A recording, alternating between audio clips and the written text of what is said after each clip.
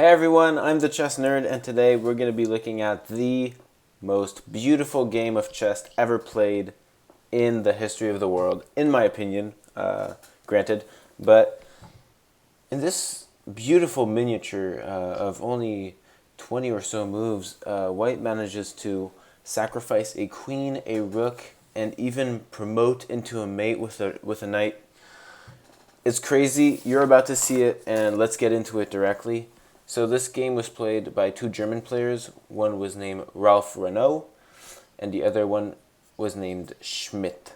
It was played a long time ago, precisely in 1972, and let's get straight into it. So White start with e4, and Black play the Nimzovich, which is knight c6 here. Now White advance with d4, and after d5 by Black, White exchange on d5, and now White consolidates his d4 pawn here, which has a stronghold on the center with knight f3, and Black decided to pin the knight to the queen with bishop g4. After bishop g4, White play bishop b2, a developing move offering potential castling ideas. And so Black quickly, out of development, long castle, which puts direct pressure on d4, and plus the knight here is already threatened. So Black threatened to take off one of White's defenders and take the pawn on d4, so this is very dangerous for White. And so White responds with some immediate attack on the Black queen here before she can take on d4, which can't happen because of the knight, right? So c4, and Black play queen h5, doubling pressure on the knight. Not really, but still keeping the pressure intact on the knight. So after queen h5, now White play d5, which is a questionable move. First of all, d5 does not do anything, so it doesn't threaten the knight here on c6. White's king is still in the middle, and king safety is really valued in chess, so White should have castled. Personal opinion, White should have castled on move 7. So after d5, Black decided to exchange on f3 and check with queen e5, check. White consolidate the pawn on b2, so it gives him away, with the developing move bishop e3. So after queen takes b2, this is where White plays fantastically, right? So he just gave up a poison pawn on b2, and now he plays a developing move that permits Black to take on a1, and it's sort of an offering. So this is what White plays, double exclamation point, one of the first really active moves of the game. So it's a passive move, castling, but it's an active move in the sense that it directly gives a rook, so it's a sacrifice. So now White castle, and they offer the rook, and Black doesn't see how this rook can be reclaimed, or, you know, how White can trap Black's queen, so he just goes for it. Queen takes a1. And here Black do a tremendous sacrifice. This is the second sacrifice of the game, and it comes at a clutch moment with d takes c6, directly sacrificing his own queen. Second sacrifice of the game in the space of, what, 10, 11 moves? So Black again, because he's feeling very hungry, he takes the queen on d1. At this point, it's not hunger, it's more like greed. So let's say the rook was the entree, and the queen is the dessert that you don't really want to pay for, but you're at a fancy restaurant, so why not? Why don't you do it right now, you know? So after rook takes d1, White's plan is to directly take here with a Zwischenzug, it's called, so it's a check before anything else happens in the position.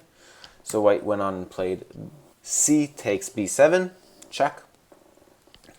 And let's start to calculate with Black. So if Black goes here, king d8, then White takes d1, rook takes d1, and forced is king e8 unless Black wants to resist an extra move with queen d4, just giving away the queen.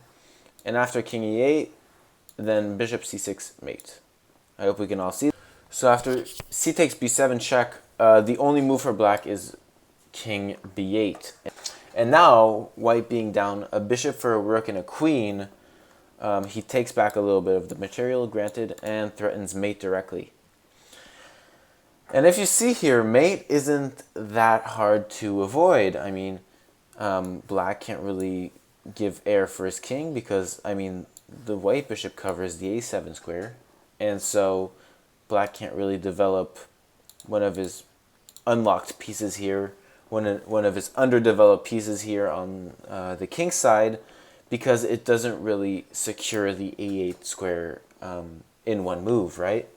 I mean, if the bishop weren't here, it would kind of help black because a simple knight move would just avoid the mate, but this is not the case. Black are in serious danger, and so the only move to protect the d8 mate coming in is black giving themselves a breathing spot, right? A little peephole to breathe. And so black could have played c5, but he played c6 here. And this is where the real beauty comes in. So white still remains patient with his desperate threats here. So what is white threatening? Simply rook d8 check, and then with b8 queen, right? So yeah, threat is really on, and once again, rook e8 is really tough to control. Like, only one move, once again, in this position can actually control the threat of rook d8. So black played king c7. And here, crazily enough, white find a stunning mate in 2. So yeah, I'll just invite you to pause your screen and try to find it on your own. So white to play and checkmate in 2 moves here in this position.